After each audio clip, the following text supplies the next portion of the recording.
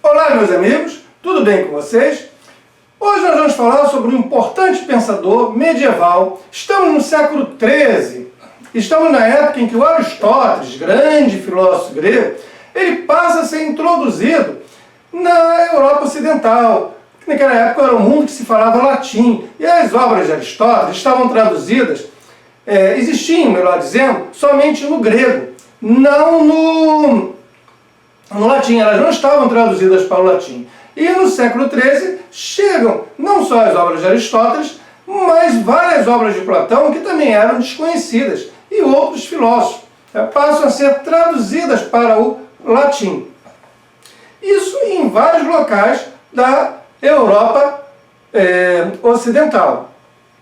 E hoje nós vamos falar sobre Alberto Magno, Alberto o Grande, o Doutor Universal, Doctor Expertus. Tá? O Alberto Magno, ele nasce, ele é da região da Alemanha, que hoje seria Alemanha, não? Sua origem é germânica. Ele nasce na Baviera no ano de 1193. Ou, para outros comentadores, tá? Outras datas, até 1206. As duas datas mais frequentes que você vai encontrar, se fizer uma pesquisa, será 1193 e 1206. Não há uma certeza com relação ao ano em que, de fato, ele nasceu. Você vai encontrar várias datas, o ano de 1200, de 1196, tá? Várias datas para o seu nascimento. Cada comentador, de acordo com pesquisas e estudos, chega a uma determinada conclusão. Tá? Então, de 1193 a 1206, tende a variar. Vamos adotar aqui para nós o ano de 1193, para o seu nascimento, e a sua morte, aí já não resta dúvida. Ele falece no ano de 1280. Se nós pegarmos esse período, então ele teria falecido com 87 anos de idade. Ele atuou como filósofo, como teólogo. Na verdade, ele foi bem mais filósofo do que teólogo. Escritor, escreveu muito. Tá?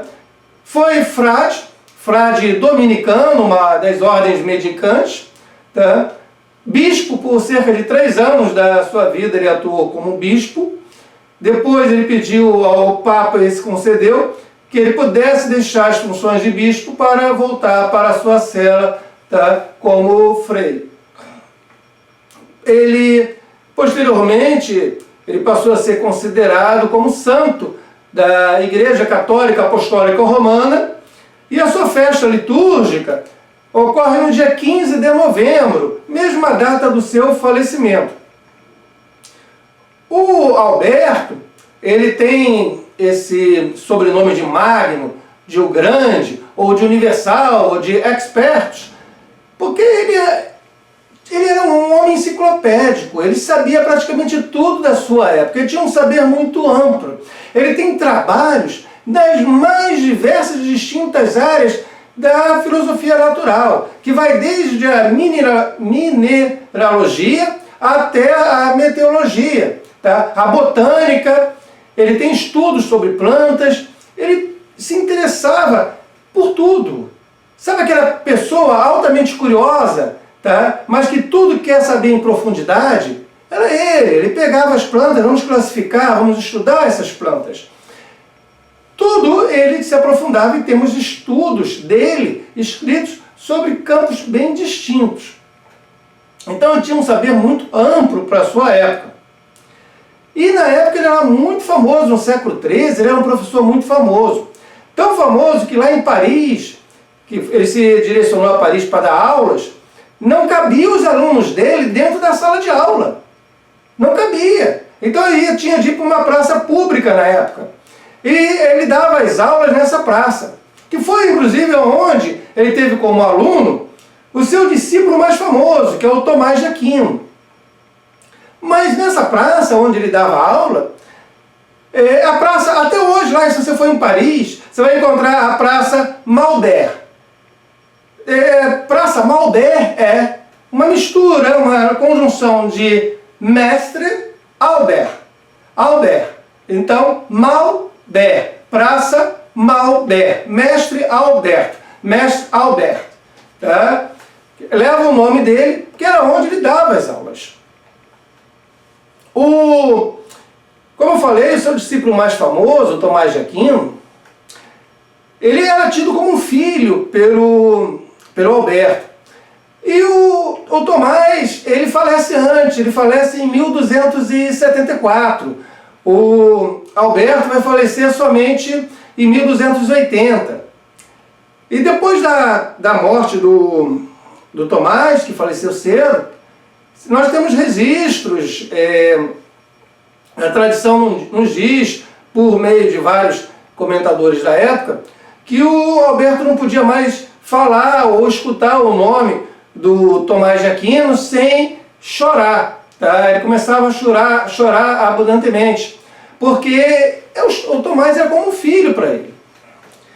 E pouco tempo depois, o Tomás falece em 1274, o Alberto, como falei, em 1280, então pouco tempo depois do falecimento do Tomás, há primeiro uma tentativa por parte de alguns de considerar o pensamento do Tomás de Aquino uma heresia. Então se organizam concílios, há uma discussão a respeito, e o Alberto sai em defesa do seu discípulo já falecido. Há dúvidas, alguns comentadores dizem que ele se direcionou a Paris na época para defender o seu discípulo, outros dizem que não, tá? Mas de qualquer forma, se fosse presencialmente ou não, ele saiu em defesa das ideias do seu discípulo, que eram as suas próprias também, em relação ao uso da obra de Aristóteles. E cerca de 3 anos antes do seu falecimento, ele perde completamente a memória. Eu tive até, como psicólogo, que vocês sabem que eu tenho formação em filosofia e psicologia, eu tive pensando que tipo de doença, até eles têm alguns que poderia ter atingido ele na época. Porque ele perdeu realmente toda a sua capacidade de memorização. Nós temos vários comentadores da época que dizem que ele perdeu a memória nos 3 últimos anos da sua vida. E morreu em paz, com tranquilidade. Olha, uma comparação que a gente pode fazer entre o Tomás de Aquino e o Alberto, e que é interessante, vamos comparar com água, fazer uma metáfora. O Alberto Magno é como se fosse uma torrente d'água, sabe aquela, você se mete embaixo de uma cachoeira, sai aquela água abundante em cima de você em grande quantidade, tá? Então é uma torrente d'água muito forte, tá? Ele marca fortemente o século XIII. Está ali, Alberto, no século XIII, juntando aqueles alunos todos, aquela torrente d'água forte, mais localizada, específica. Tanto que muita gente hoje não vai saber quem é o Alberto, mas vai saber quem é o Tomás. Se a pessoa não é um estudante de filosofia, provavelmente ela já ouviu falar do Tomás de Aquino na escolástica, mas ela talvez não tenha ouvido falar do Alberto Magno também na escolástica. Enquanto um é uma torrente d'água, o outro é um rio. O Tomás de Aquino é como se fosse um rio começando lá no século XIII e que vem até aqui o século XXI. Ele prossegue como um rio. Podemos usar essa metáfora para entender os dois. O Alberto, ele é o introdutor, o defensor, ele é comentador das obras do filósofo grego Aristóteles. E não só do Aristóteles, dos muçulmanos, dos árabes, que já tinham estudado e comentado o Aristóteles, como por exemplo Avicena e o Averroes. Inclusive esses autores árabes tinham chegado a algumas conclusões na interpretação do Aristóteles, com as quais o Alberto não concordava, porque segundo Alberto batia de frente com o cristianismo. E segundo Alberto, o Aristóteles era plenamente compatível com o cristianismo. Então ele há de escrever discordando de algumas interpretações, então, vigentes e correntes na Europa Ocidental, provindas do Avicena e do Averroes, mas que ele conhece em profundidade. Segundo o Alberto, há a possibilidade de uma coexistência harmônica, pacífica, entre fé, baseada na revelação, e a razão, tá? A razão da filosofia. Então, essas duas coisas podem ter sim uma coexistência harmônica. E a filosofia, a lógica de Aristóteles, ela passa a ingressar dentro do pensamento cristão por meio de quem? Do Alberto, tá? E posteriormente do seu discípulo, o Tomás de Aquino. Então, o Alberto, baseado nos textos do Aristóteles, ele há de dar uma importância muito, muito grande mesmo para a experimentação, que naquela época não se fazia experimentação. A filosofia era muito pautada no neoplatonismo e do Agostinho, né? E de outros que nós já falamos aqui nessa playlist de filosofia medieval. Então a experimentação não estava na ordem do dia, mas com Alberto passa a estar. Então a investigação, os estudos têm de ser pautados na observação, na experimentação. Nós já estamos começando ali, no século XIII, a pensar o que mais tarde vai se desenvolver como método científico. É o embrião ali nascendo, e que vem lá de Aristóteles. Então veja, para esse conhecimento científico, é claro que não estamos falando da ciência tal como ela é hoje, mas para o conhecimento científico, o Alberto entende que é muito importante a experimentação e a investigação. E pautado nisso, e pautado também nas matemáticas que ele usava e nas leituras dos gregos antigos, ele chega à conclusão que o nosso planeta, olha só, estamos no século XIII, o nosso planeta é redondo, gente. Ele vem a afirmar a esfericidade da Terra. E chegou mesmo a calcular o diâmetro da Terra. Claro está, veja bem, que o Alberto era esperto. Especialmente na parte da astronomia e da física, aquelas ideias que ele considerava que eram muito avançadas para o seu tempo, ele não publicava. Ele escrevia e guardava para si. Tá? Isso aqui é muito avançado para os meus contemporâneos. Isso aqui eu não vou dar aula disso, não vou publicar esses escritos, mas vou escrever e vou guardar para mim. Então, ele se resguardou, como outros autores também se resguardaram. Vocês sabem que naquela época havia uma verdade única. Certas coisas eram perigosas de serem afirmadas. Não veremos isso no futuro, tá? Com outros autores. E havia uma tendência, baseada do Averroes e no Avicena, na interpretação que eles davam do Aristóteles, de entender o seguinte: a matéria é divisível, tudo que é matéria é divisível. Mas se o espírito não é feito de matéria, se a alma não é feita da matéria, então a alma seria indivisível. Eu não tenho como dividir uma coisa que não seja feita de matéria. Se eu vou dividir, tem de haver matéria. E aí, o espírito é matéria? A alma é matéria? Então esse era um dos argumentos que levava a entender que após a morte haveria uma única alma, um único intelecto. E vamos lá. Segundo o Alberto, baseado ali no cristianismo, na visão que ele tinha do cristianismo, ele defende o quê? Uma imortalidade pessoal desse ser humano, que sou eu, que é você. Então, esse ser humano tem uma imortalidade pessoal. A sua alma é imortal e o seu intelecto também é imortal.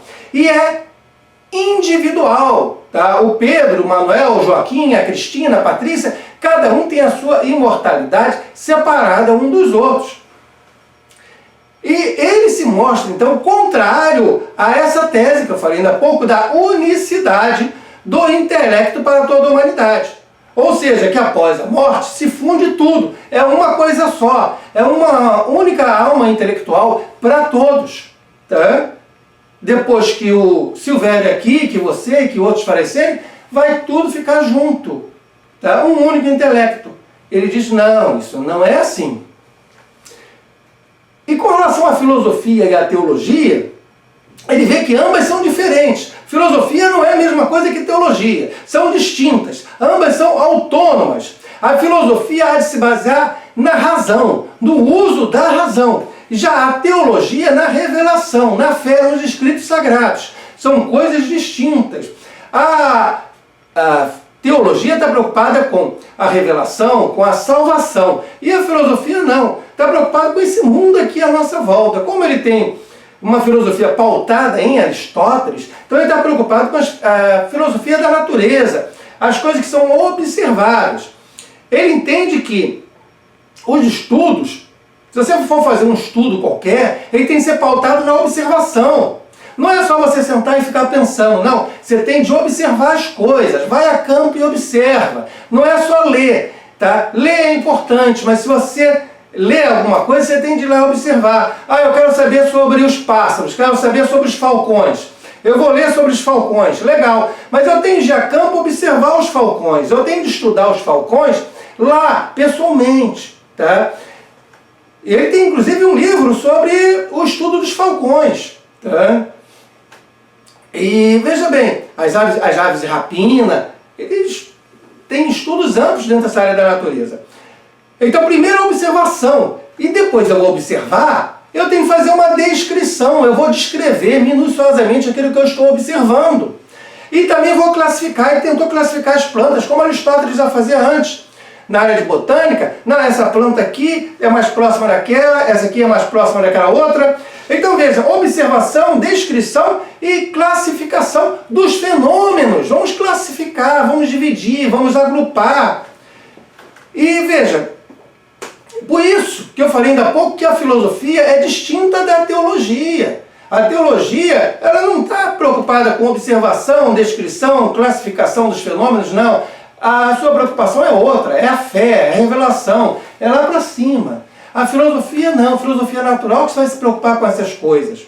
Então, filosofia e teologia, como eu falei ainda há pouco, são saberes distintos e são autônomos. A filosofia é autônoma, ela não está subordinada à teologia, não. Tá? A filosofia é autônoma. Tá? A teologia é uma coisa, ela vai para lá, e a filosofia é outra, ela vai para cá. Uma não está subordinada à outra, não. São autônomas. Mas são compatíveis, são plenamente compatíveis. Por que elas são compatíveis? Porque, segundo o Alberto, há uma coisa que nós podemos chamar de unicidade da verdade. A verdade é uma só, gente. Só há uma verdade, não há nem duas nem três. Então, pela revelação, quando eu me direciono a Deus, eu estou buscando a verdade. Mas quando eu vejo aqui, estudo a criação de Deus, tá? Eu vejo como são os falcões, os peixes, as árvores, as plantas, eu também estou buscando a verdade. E uma verdade não pode ser contraditória a outra verdade, porque só há uma verdade. A criação é a criação de Deus. Então eu tenho uma única verdade. Essa unicidade da verdade torna a filosofia compatível com a teologia. Então ambas se baseiam no diálogo. É possível um diálogo, sim, entre a filosofia e a teologia. E esse diálogo é baseado na cooperação. A cooperação entre ambas. Gente, toda a obra, como vocês devem ter percebido, ou boa parte dela, do Alberto, é baseada nos textos do Aristóteles. Tanto que se você for pesquisar sobre o Alberto Magno, você vai encontrar professores, inclusive muito bons, que vão gastar um tempo considerável falando de quem? De Aristóteles. Porque se você for pegar a obra do Alberto para estudar, na verdade você vai estar estudando comentários à obra do Aristóteles, ou como Aristóteles trabalhava. Mas eu vou preferir aqui com vocês deixar o Aristóteles para um vídeo sobre o Aristóteles. Quando a gente for falar de filosofia grega, nós vamos falar de Aristóteles. E aí, nesse momento, eu vou usar todos os comentadores de Aristóteles para apresentar o meu comentário a vocês, como nós vamos fazendo em relação a outros vídeos sobre Aristóteles.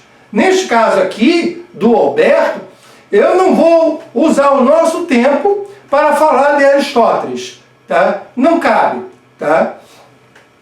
Posso até afirmar que o Alberto não é um pensador muito original.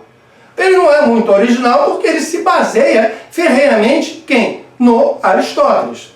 Mas o valor maior dele é justamente esse redescobrimento, essa redescoberta do Aristóteles. E incluí-lo dentro do pensamento cristão medieval do século XIII.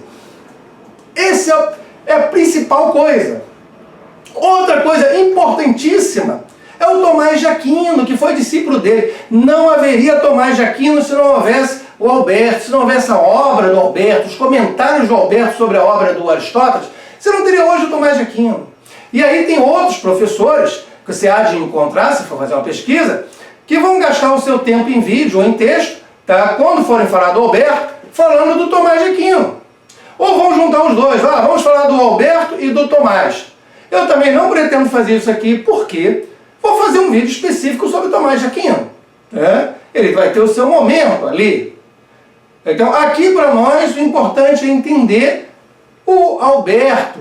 E essa metáfora que eu falei lá no início do vídeo, que ele seria uma torrente d'água muito forte no século XIII, enquanto que o Tomás de Aquino, ele é um rio que sai do século XIII e chega a nós aqui no século XXI, é uma boa visão para a gente ter do que seria a importância do Alberto. Importantíssimo, sim, dentro do século XIII. E para qualquer estudante de filosofia, é muito importante você conhecer o trabalho do Alberto Magno. A questão da alma, que eu falei ainda há pouco, do intelecto, que após a morte continua havendo a individuação, tá? A alma, o intelecto da Maria vai ser separada da do João, da do Manuel, da Patrícia, da Débora e por aí vai, a minha, da sua. Enquanto que, baseado em Avicenna e Averroes, nos comentários que circulavam, nos comentadores que circulavam à época do Alberto, numa interpretação dada do Aristóteles, após a morte, você teria um único intelecto. E ele há de discordar, não é isso. Como também, eu falei ainda há pouco, a questão dele ser um embrião do que mais tarde será o método científico, já reforçando a importância da observação da natureza, reforçando a filosofia natural, reforçando a questão da observação, da descrição e da classificação dos fenômenos. Isso que é importante entender em Alberto Magno. Bem, gente, procurei dar uma geral, espero que tenha gostado. Deixe o seu comentário, fale se está gostando. Eu gosto de ler os seus comentários. Então, olha, muito obrigado pela presença, gente, e até mais.